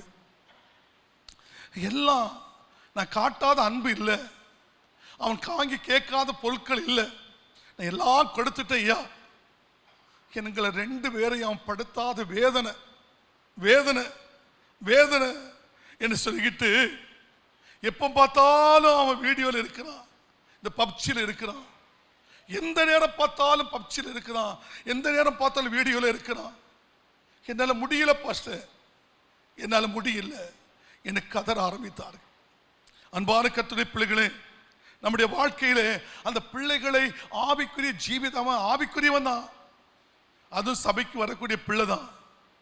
அன்னைக்கு சபைக்கு வரக்கூடிய பிள்ளையா இருந்தாலும் இன்னைக்கு பப்ஜி, அதோடு கூட இன்னைக்கு செல்லில் ஆபாச படங்கள், ஆபாச விளையாட்டுக்கள், இன்னைக்கு பிள்ளைகள் எல்லாம் மூழ்கி போய் கிடக்குது. ஆவிக்குரிய ஜீவியத்தில் வளரல. காரணம் என்ன? சில பெற்றோர்கள், நம்ம சபையில் இப்பவும் நிறைய பெற்றோர்கள் இருக்கிறீங்க. முதல் 6ஆவது முடிஞ்ச உடனே பிள்ளைகளை கூட்டிட்டு போகக்கூடிய பெற்றோரும் இருக்கிறீங்க, டியூஷனுக்கு அனுப்பி விடக்கூடிய பெற்றோரும் இருக்கிறீங்க. ஆனால் அதுதான் உங்களுக்கு ஆபத்துன்னு நினச்சிக்கிடுங்க. அது உங்களுடைய ஆபத்து. ஆவிக்குரிய ஜீவியத்தில் சண்டே கிளாஸ் எடுத்தாதபடிக்கு கூட்டிட்டு போறீங்க, அதுதான் ஆபத்து. அதனால சொல்லுகிறேன், உங்களுடைய வாழ்வுடைய பிள்ளைகளே, கல்வியை கற்பிக்கிற ஆசிரியர்களை மதிப்பதற்கும், அதோடு கூட வேத பாடத்தை கற்றுக் கொடுக்கிற ஆசிரியர்களை மதிப்பதற்கும், உங்களுடைய பிள்ளைகள் சட்டங்களை அறிந்து சட்டத்தின்படி வாழுவதற்கும் பிள்ளைகளுக்கு பெற்றோர்கள் கவனமாய் போதிக்க வேண்டும். உபாகம் 6ஆம் அதிகாரத்தில் சொல்லுது, அறிவியல் பெற்றோர்களே பிள்ளைகளை நீ வீட்டிலே உட்கார்ந்திருக்கும் பொழுது, நீ எழுந்திருக்கும் பொழுது, நடக்கும் பொழுது, படுத்திருக்கும் பொழுது, படுக்கை விட்டு எழும்பும் பொழுது, அது உபாகம் 6ஆம் அதிகாரத்தை வீட்டில் போய் படித்து பாருங்கள். 5 சில வசனங்கள், அதாவது அந்த 10 கற்பனைகளை குறித்து நீ பிள்ளைகளுக்கு நீ கருத்தாய் போதி என்று கர்த்தர் தெளிவாக எழுதி வைத்திருக்கிறார். அன்பான கர்த்தருடைய பிள்ளை, அதனாலே நான் செய்ய வேண்டிய காரியம் என்ன? தேவ சமூகத்திலே பிள்ளைகளை வேத பாட வகுப்புக்கு அனுப்புங்க. அதற்கு பிறகு படிப்புக்கு அனுப்புங்க. நீங்க அப்படி அனுப்பினால் உங்களுடைய பிள்ளைகளை குறித்து நீங்க சந்தோஷப்படுவீர்கள். 4வது, உங்களுடைய பிள்ளைகள் ஒரு தவறு செய்யும் பொழுது அதை மறைக்க பிரயாசப்படாதீர்கள். அதை மறைத்து அவர் ஒரு தவறு செய்கிறானா, அந்த தவறு செய்கிறதை நீங்கள் அறிந்தால், அல்லது ஒருவேறு உங்களை அறிவித்தால், உங்களுடைய மகன் தவறு பண்றான், அவன் இன்னும் தவறு செய்ததை நான் பார்த்தேன், அந்த பையனுக்கிட்ட வந்துகிட்டு அந்த ஒரு யாரோ குற்றம் சுமற்றும் பொழுது, அவன் தப்பு செய்திருந்தாலும் என் பிள்ளை செய்ய மாட்டான்னு மறைக்காதீங்க. நீங்க மறைத்தால் மறுபடியும் அவன் என்ன செய்வான்னா, அதை விட பெரிய பாவத்தை செய்வான். அதை விட பெரிய பாவம் செய்ய என்னன்னா, என் தாயார் யாரும் என்கிட்ட யாரிடம் என்னை விட்டு கொடுக்க மாட்டாங்க என்று சொல்லிக்கிட்டு ஒரு தப்பு நடக்கும் பொழுது தண்டனையின் பிரம்பு அந்த நேரத்தில் கையாளப்பட்டார். அவன் மறுபடி தவறு செய்யாதபடிக்கு விலைக்கு காப்பதற்கு, அந்த பிள்ளை ஆண்டோடுக்குள்ளே வளருவதற்கு, அந்த பிள்ளையினால் நீங்கள் மகிழ அடைவதற்கு நீங்க என்ன செய்வீங்கன்னா நன்மையா இருக்கும். ஒரு பையன் அம்மாட்ட கொண்டு 50 ரூபா கொடுத்தானா. இந்த அம்மா 50 ரூபாய் வாங்கிட்டு மக்களேன்னு சொல்லி அதுக்கு பிறகு 1000 ரூபா கொண்டு கொடுத்தானா. அதுக்கு பிறகு 10,000 ரூபா கொண்டு கொடுத்தானா. கொடுக்கும் பொழுது வாங்கிட்டே இருந்தாங்களாம். வாங்கிட்டே இருக்கிற சமயத்தில் ஒரு நாள் திடீர்னு போலீஸோட வீட்டுக்கு வராங்க. வரும் பொழுது அருமையான தேவனுடைய பிள்ளைகளே, அவன் என்ன செய்ய களவு பண்ணி பணம் கொண்டு கொடுக்கிறான். அம்மா வாங்கியிருக்கேன். யாது பைசாடா, இந்த 50 ரூபா யாரு, இந்த 1000 ரூபாய் யாது கேட்கல, வாங்கி வைக்கிறாங்க.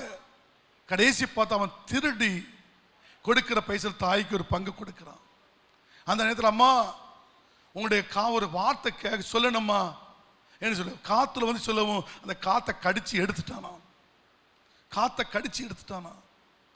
நான் 50 ரூபா கூட தர குடிச்சதுல 1000 ரூபா கூட தர குடிச்ச சமயத்தில் யாது பைசான்னு கேட்டு என்ன கண்டிச்சிருப்பீங்கன்னா நான் அந்த போலீஸ் கையில் இப்போ ஆமிட்டிருப்பேனா என்று சொல்லிக்கிட்டு தேடி பிள்ளைகளே கதற ஆரம்பித்தான்.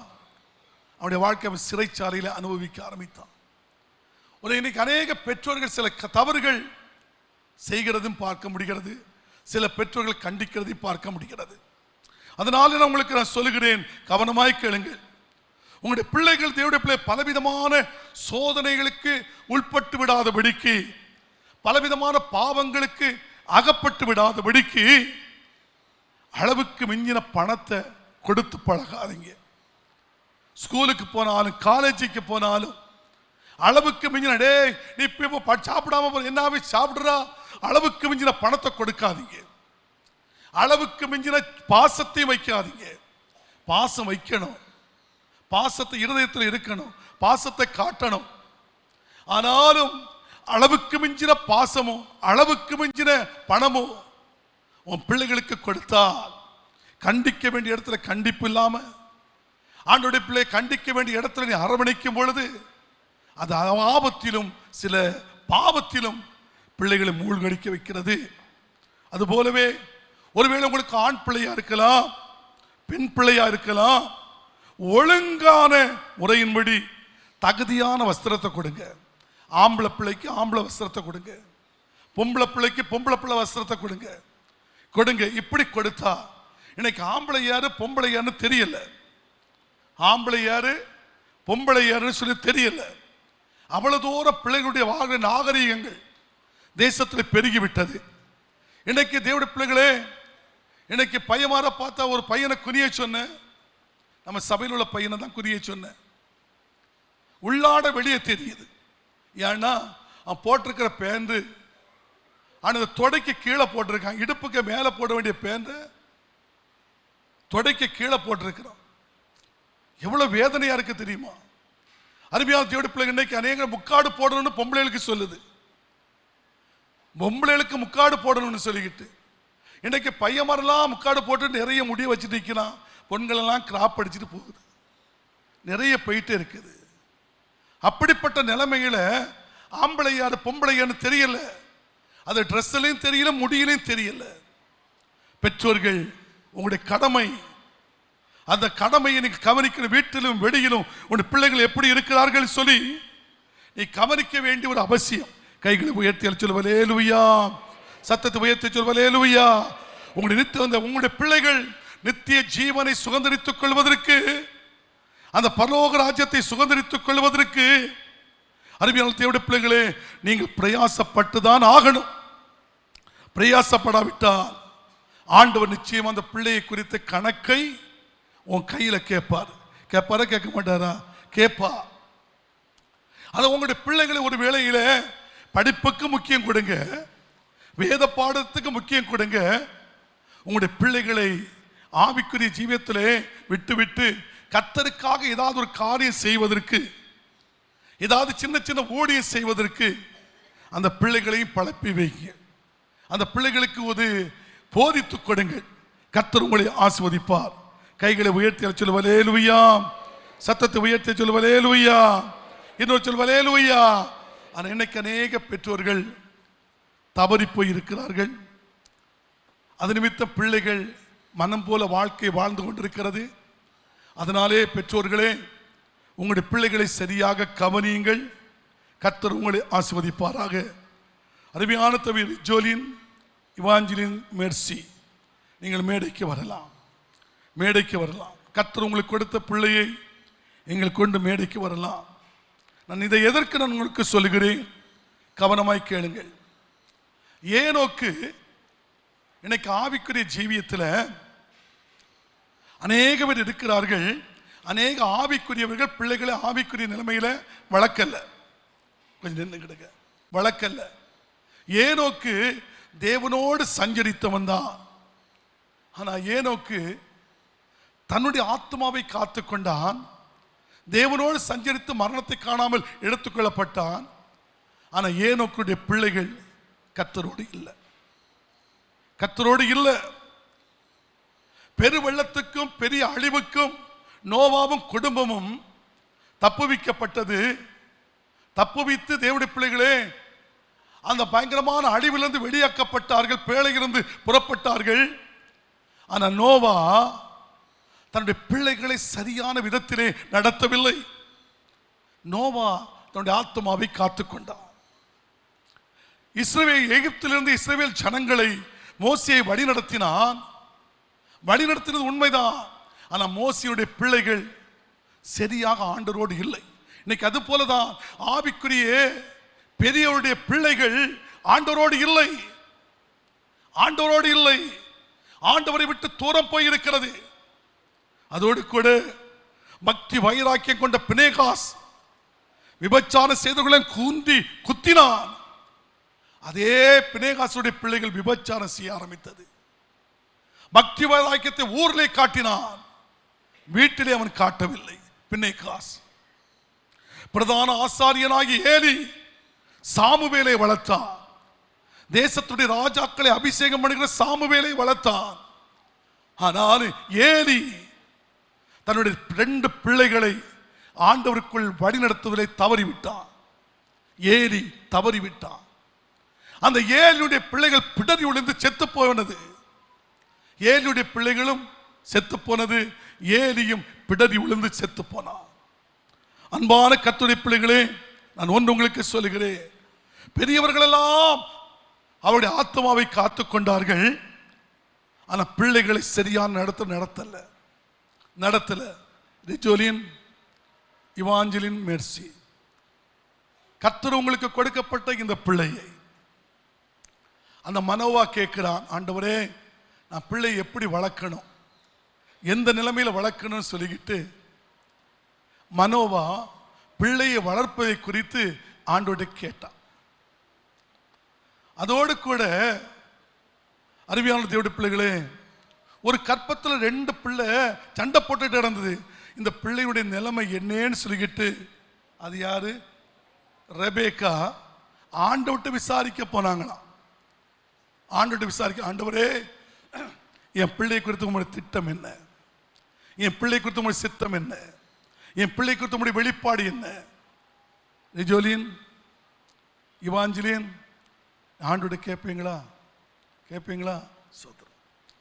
கர்த்தர் தந்த பிள்ளையை, ஆண்டவர் உங்களுக்கு தந்த பிள்ளைய வீட்டிலும் வெளியிலும் எப்படி நடப்பாங்கன்னு சொல்லி தம்பி கவனிப்பியா? இவாஞ்சலின் கவனிப்பியா? சோதரம். உங்களுடைய பிள்ளை, கர்த்தர் கொடுத்த பிள்ளைய முதலாவது ஆவிக்குரிய வளர்ச்சியிலும் தேவ பக்தியிலும் முன்னேறி அந்த பிள்ளை வளர்வதற்கும், இரண்டாவது உலக பிரகாரமான படிப்பில் அவன் மேன்மையாக வளருவதற்கும் நீங்கள் பிரயாசப்படுவீங்களா? சரி. ஒருவேளை பிள்ளை தப்பு செய்யும் பொழுது தப்பு தான் செய்யிட்டு நம்ம அறிஞ்சா தண்டிச்சு வளர்ப்பீங்களா? சோதரம். அல்லேலூயா. கர்த்தர் நல்லவர். ஆல்பர்ட் சார் வாங்க. நம்ம எல்லாரும் அப்படி எழும்பி நின்று நாம் இந்த பிள்ளையை நாம் பிரதிஷ்டை செய்ய போகிறோம். ஆமென். எல்லாரும் அப்படி எழும்பி நின்று கர்த்தருடைய நாமத்திற்கு மகிமை உண்டாகும்படி நம்ம எல்லாரும் சேர்ந்து எல்லாம் சீக்கிரம் எழும்புங்க.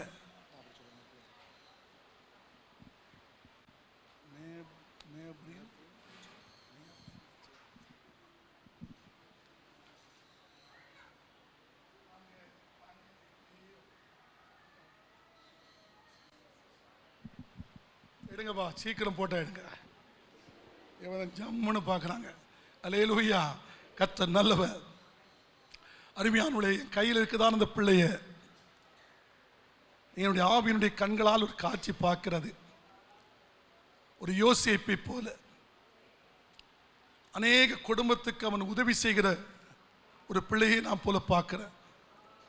அதுபோல அநேக ராஜாக்களுக்கு காண்கிற சொப்பனத்திற்கும் காண்கிற தரிசனத்திற்கும் இந்த பிள்ளை அர்த்தத்தை சொல்லுகிற விளக்கத்தை காட்டுகிற ஒரு பிள்ளையாக இருப்பதை குறித்து என்னுடைய ஆவியினுடைய கண்களால் நான் என்னுடைய காட்சியை பார்க்கிறேன். எல்லாரும் 2 கரத்தை உயர்த்தி கொள்ளுவோம். அருமையான தேவ பிள்ளைகளே, அந்த தானியலுக்குள்ளே ஒரு 10 மடங்கு ஞானம் வெளிப்பட்டது.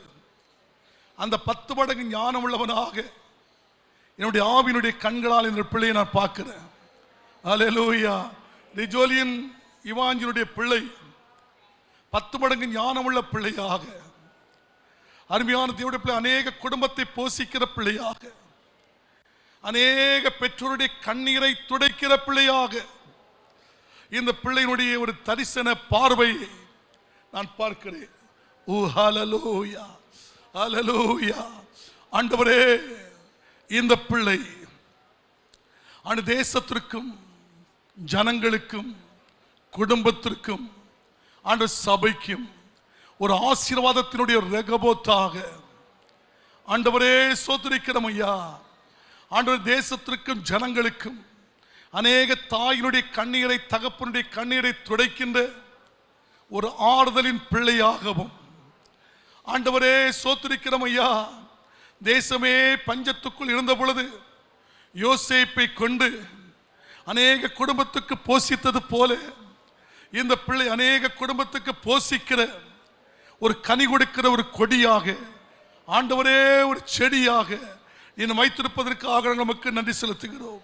இந்த பிள்ளை ஞானத்திலும் வளர்த்தியிலும் தேவ பக்தியிலும் மனுஷ தயவிலும் வளர்ந்து பெருகுவானாக என்று சொல்லி எல்லா நாமத்திற்கு மேலான இயேசுவின் நாமத்திலே பிதா, குமாரன், பரிசுத்தாவின் நாமத்தினாலே மேப்ரீம் ரிஜோ, மேப்ரீம் ரிஜோ, மேப்ரீம் ரிஜோ என்று இந்த பிள்ளைக்கு பெயரை சொட்டி பிதா, குமாரன், பரிசுத்தாவின் நாமத்திலே நாங்கள் வாழ்த்தி ஆசீர்வதிக்கிறோம். எல்லாரும் கரங்களை தட்டி கர்த்தருடைய நாமத்தை மகிமைப்படுத்துவோம்.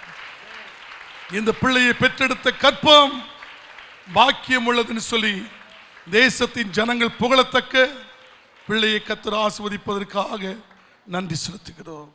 இயேசுவின் நாமத்தில் ஜெபிக்கிற நல்ல பிதாவே, ஆமென், ஆமென்.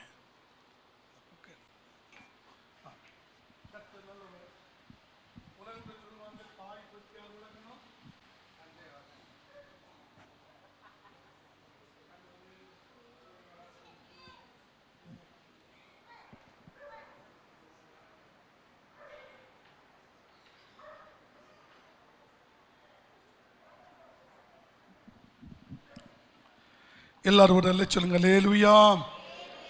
சத்தத்தை நம்ம உயர்த்தி அல்ல சொல்லுவோம், அல்லேலூயா.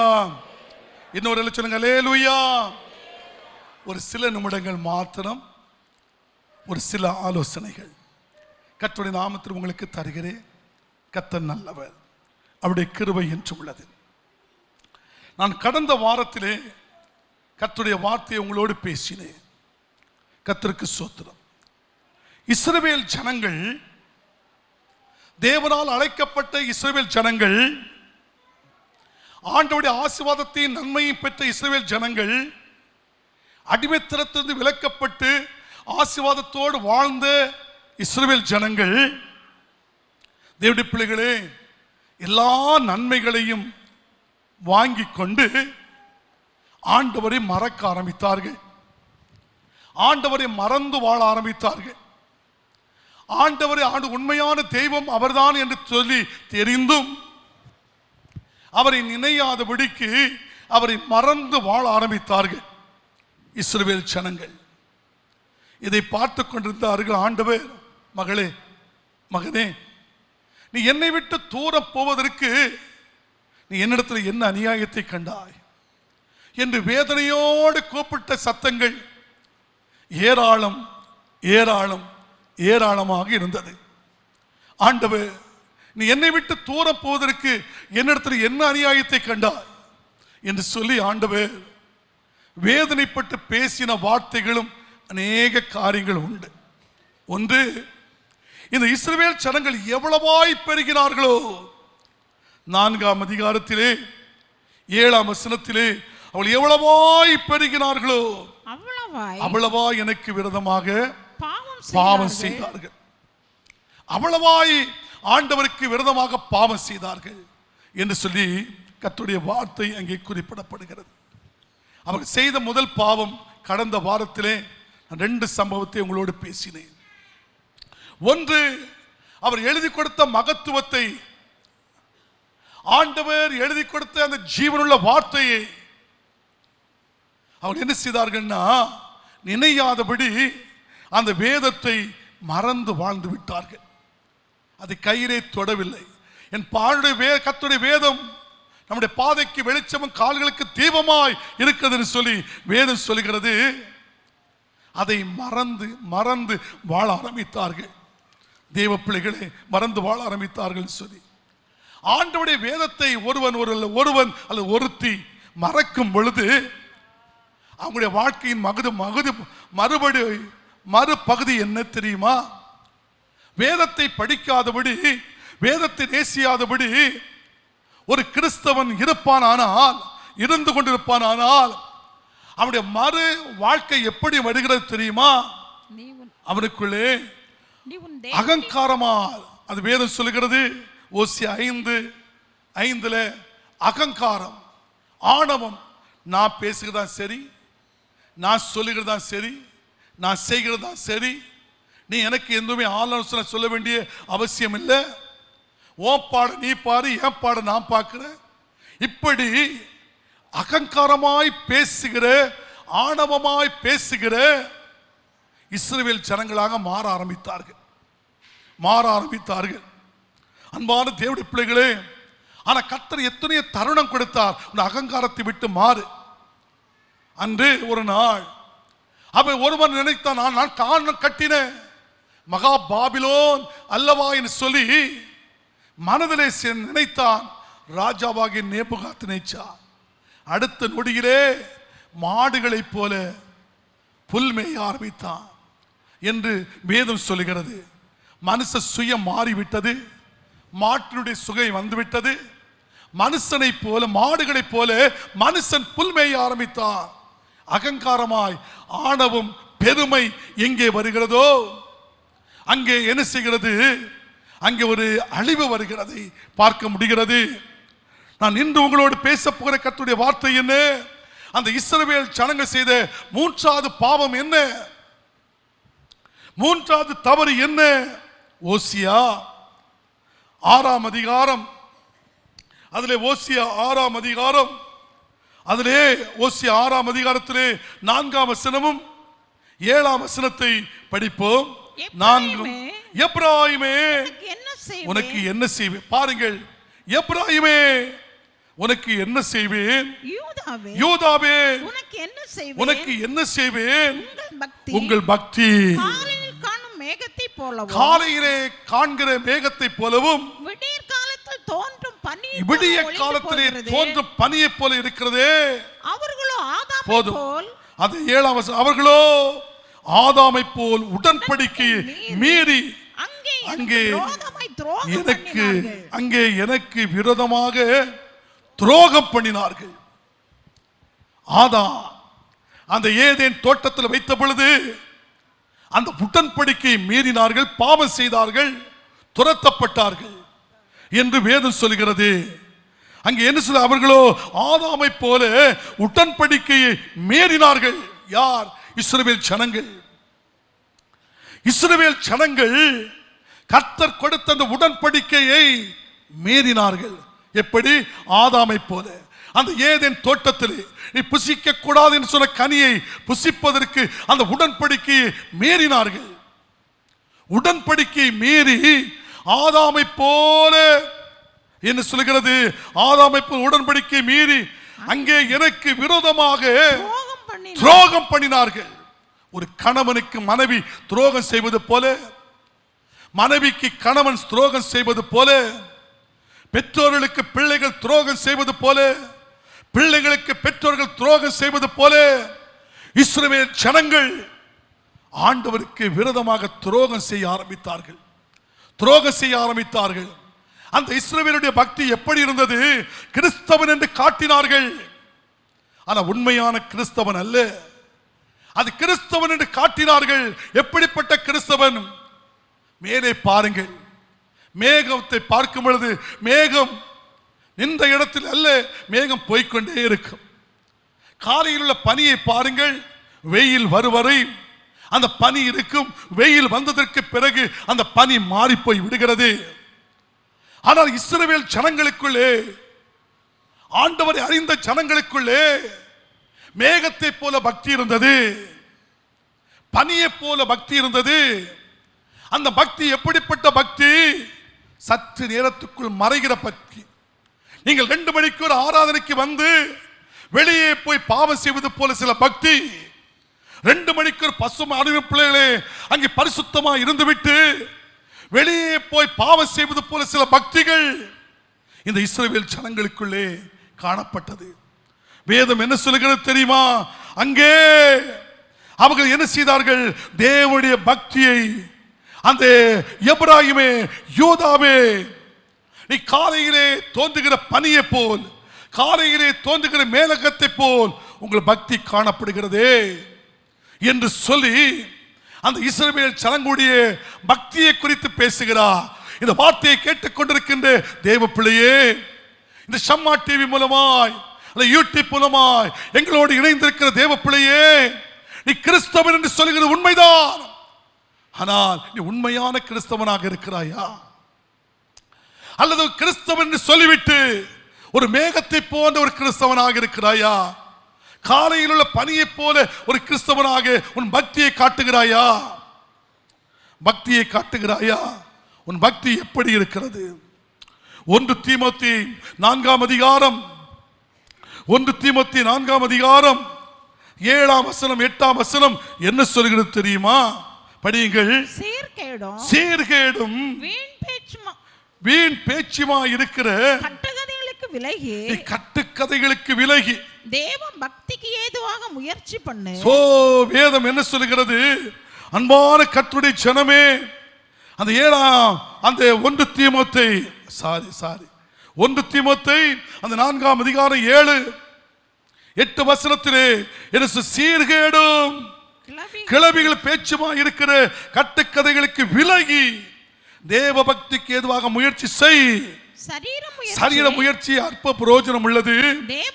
தேவ பக்தியானது இந்த ஜீவனுக்கும் இதற்கு பின்வரும் ஜீவனுக்கும் வாக்குத்தத்தம் உள்ளவைகளாக ஆகியால் எல்லாவற்றுக்கும் அது பிரயோஜனம் உள்ளது என்று சொல்லப்பட்டிருக்கிறது. இன்னைக்கு அநேகருடைய பக்தி எப்படி இருக்கு தெரியுமா?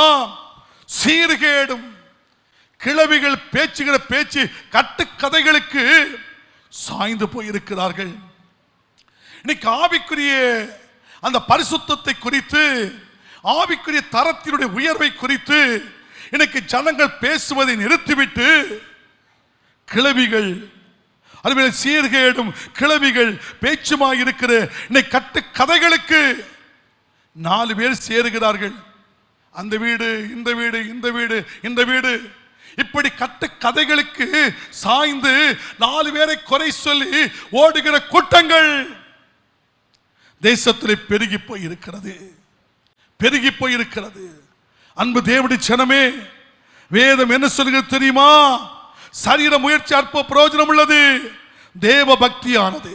இஸ்ரவேல் ஜனங்கள் கர்த்தருடைய வேதத்தை மறந்தார்கள், அகங்காரமாய் நடந்தார்கள், தேவ பக்தியை வெறுத்தார்கள். ஏன்? கட்டுக்கதைகளுக்கு சாய்ந்து போனார்கள். உலகத்திற்கு ஒற்ற பேச்சை பேச ஆரம்பித்தார்கள். அவர்கள் பேசி கட்டுக்கதைகளுக்கு சாய்ந்து தேவ பக்தியை வெறுத்தார்கள். தேவ பிள்ளையே, வேதம் சொல்கிறது, அப்போஸ்தலர் 10 அதிகாரத்திலே அவன் தேவ பக்தி உள்ளவன், தன் வீட்டார் அனைவரோடு தேவனுக்கு பயந்தவன், அவன் மிகுந்த தர்மத்தை செய்தவன், எப்பொழுதுமே தேவனை நோக்கி ஜெபித்தவன். அப்பொழுது திடீரென்று தேவதூதன் வந்து நிற்கிறான். கொர்நேலியுவே, உன் ஜெபங்களும் உன் தர்மங்களும் என் சமூகத்தில் வந்து எட்டி இருக்கிறது. அருமையானது, கொர்நேலியு யார்? ஒரு 100க்கு அதிபதி, 100 பேரை நடத்தக்கூடியவன். அவனுக்கு பெற்றோர்கள் உண்டு, குடும்பங்கள் இருக்கிறது. அன்பான தேவ பிள்ளையே, வீட்டார் அனைவரோடு தேவனுக்கு பயந்து வாழ்ந்தவன், பயந்து வாழ்ந்தவன். அவனுக்குள்ளே தேவ பக்தி நிரம்பி இருந்தது. அந்த பக்தி நிமித்தம் தேவ தூதனே கொர்நேலியுவேன்னு சொல்லி கூப்பிடுகிறார். இன்னைக்கு அநேகருடைய வாழ்க்கையிலே தேவ பக்தி இல்லை, தேவ பக்தி தூரமாய் போய்விட்டது. வேதம் சொல்லுகிறது, அன்பான தேவனுடைய பிள்ளைகளே, 6ஆம் அதிகாரம், அது இந்த தேவ பக்தி அருமையானவர்களே இந்த உலகத்துக்கு ஆசீர்வாதத்தை கொடுக்கிறது. இந்த தேவ பக்தி இனி வருகிற அந்த கர்த்தருடைய அருமையானவர்களே அந்த பரம காணனுடைய ஆசீர்வாதத்தையும் அந்த பரலோகத்துடைய ஆசீர்வாதத்தையும் அங்கே பிரவேசிக்கிற அனுபவத்தையும் தேவ பக்தி காட்டுகிறது. ஆனாலும் இந்த உலகத்துடைய ஆசீர்வாதத்தை இஸ்ரவேல் ஜனங்கள் இழந்து விட்டார்கள். மேலே போகிற அனுபவத்திற்கு ஆயத்தமில்லாதபடி தூரமாக நிற்கிறார்கள். மக்களே, என் சமூகத்தில் வேணும் என்று சொல்லி ஆண்டவர் அவருடைய பக்தியை மறுபடியும் சுட்டி காட்டி இடத்தில் வரமாட்டாயா என்று ஆண்டவர் எதிர்பார்த்து கொண்டிருக்கிறார். வேதம் சொல்லுகிறது, அதே 1 தீமோத்தேயு 6ஆம் அதிகாரம் 11ஆம் வசனத்தை படித்து பார்க்கும் பொழுது என்ன சொல்லுகிறது? நீயோ தேவனுடைய மனுஷனே, நீயோ தேவனுடைய மனுஷனே, இவைகளை விட்டோடி நீதியையும் தேவ பக்தியையும் விசுவாசத்தையும் அன்பையும் பொறுமையும் சாந்த குணத்தை அடையும்படி நாடு.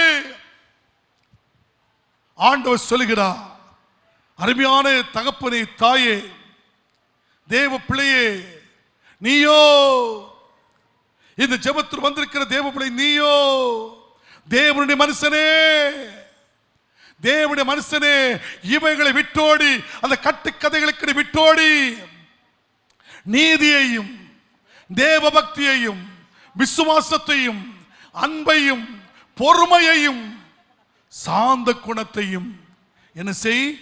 அடையும்படி நாடு, அடையும்படி நாடு. அன்பான தேவனுடைய பிள்ளைகளே, அது நம்முடைய வாழ்க்கையில நமக்கு தேவை. நீதி என்று சொன்னாலே, நான் கடந்த வாரத்துக்கு முந்தின வாரம் சொன்னேன், மனுஷனுக்கு தன்னோடு உள்ள உறவு நீதியில் இருக்குது, தேவ பக்தியில் இருக்குது, விசுவாசத்தில் இருக்குது, அன்பில் இருக்குது, பொறுமையில் இருக்குது, சாந்தத்தில் இருக்குது.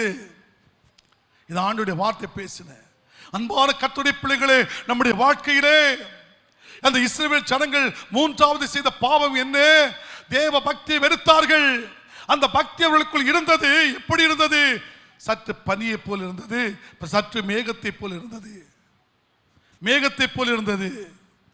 அருமையான 2 தீமோத்தேயு 3ஆம் அதிகாரம் 4ஆம் வசனம் சொல்லுகிறது, துரோகிகளாயும் துணிகரம் உள்ளவர்களாயும் இருமார்ப்புள்ளவர்களாயும் தேவ பிரியராயிராமல் சுகபோக பிரியராய் மாறிவிட்டார்கள்.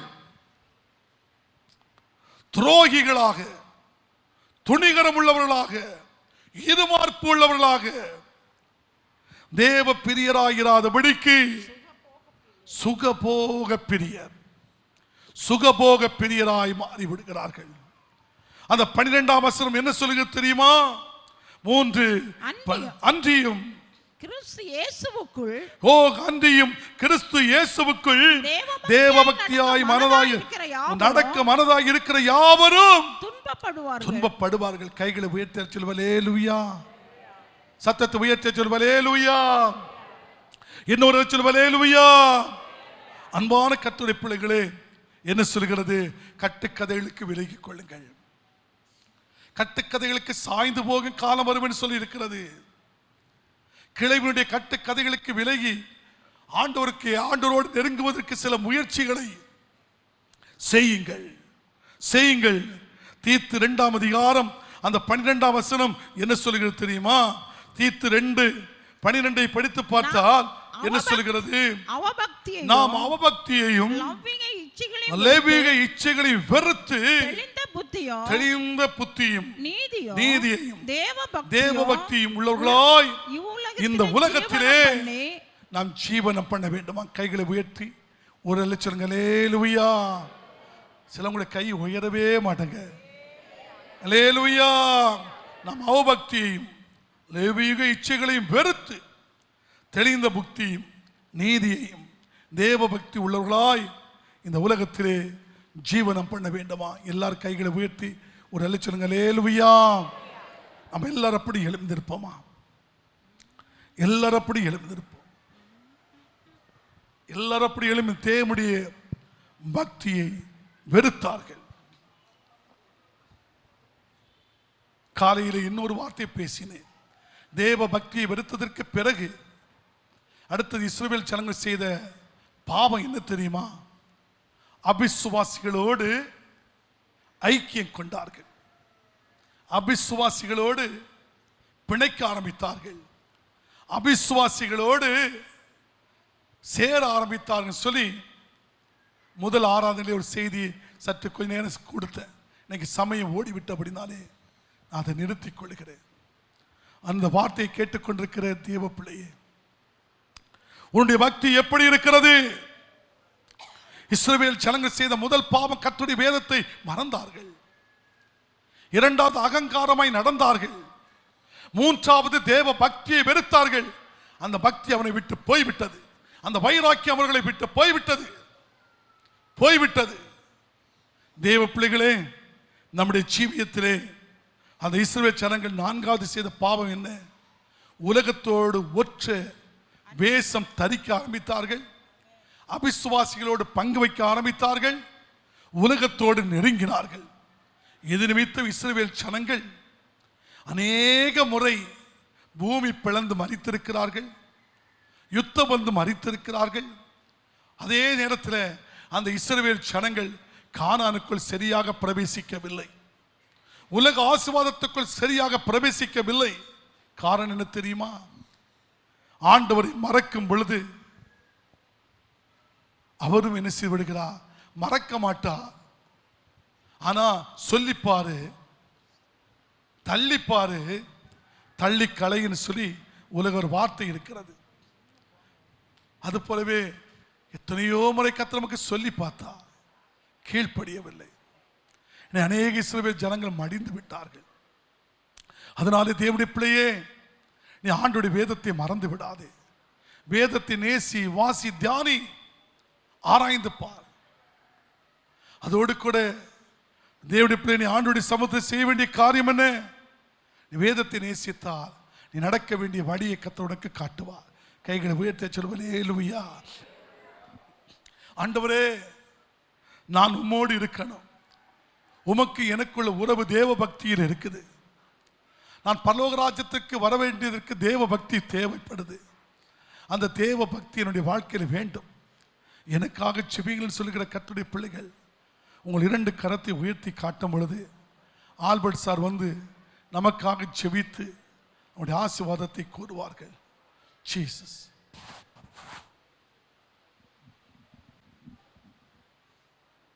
எல்லாரும் அப்படி கரங்களை உயர்த்தி, ஆண்டவரே, தேவ பக்தி உள்ள ஒரு ஜனமாக என்னை மாற்றும் ஆண்டவரே. இஸ்ரவேல் ஜனங்கள் தேவனுடைய கட்டளைகளை மீறினார்கள். அது நிமித்தம் பட்ட பாடுகள், உபத்திரவங்கள், நெருக்கங்கள், போராட்டங்களை நாம் அறிவோம். தேவ பக்தி உள்ள ஒரு ஜனமாக என்னை மாற்றும் ஆண்டவரே. வாய் திறந்து கேளு, வாய் திறந்து எல்லாரும் கேளுங்க.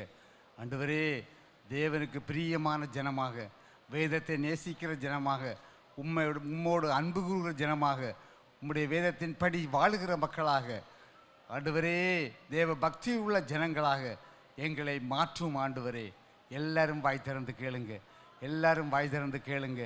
நாம் பக்தியிலே குறைபட்டு இருக்கிறோம். தேவன் அதை நமக்கு இந்த நாளிலே தெளிவாக சுட்டி காட்டியிருக்கிறபடியால், ஆண்டவரே, என் குறைவுகளை நீர் நிவர்த்தி செய்வீராக. என் குறைவுகளை சுட்டி காட்டுவதற்காக நாங்கள் நன்றி செலுத்துகிறோம் ஆண்டவரே. நான் பக்தியிலே குறைபட்டிருக்கிறேன் ஆண்டவரே, என்னை ஒரு விசை மன்னியும். வாய் திறந்து கேளுங்க, வாய் திறந்து கேளுங்க. என்னை மன்னியும் ஆண்டவரே. இந்த 2024 முடிவிலே, 2024 கடைசியிலே ஆண்டவர் நம்ம மேல் கண்ட ஒரு குற்றச்சாட்டு, தேவ பக்தியிலே நாம் குறைந்திருக்கிறோம். கிளவி கதைகளும் கட்டு கதைகளும் கிளவி பேச்சிலேயும் நாம் அதிகமாக தாற்பயப்படுகிறதை தேவன் பார்த்து நம்மை தேவ பக்தி உள்ள ஜனங்களாக மாற வேண்டும் என்று வாஞ்சிக்கிறார். அவர் உங்களை ஆசீர்வதிக்க, உங்கள் குடும்பங்களை ஆசீர்வதிக்க 2025 ஒரு நல்ல வாக்குத்தத்தத்தோடு உங்களுக்காக காத்திருக்கிறார்.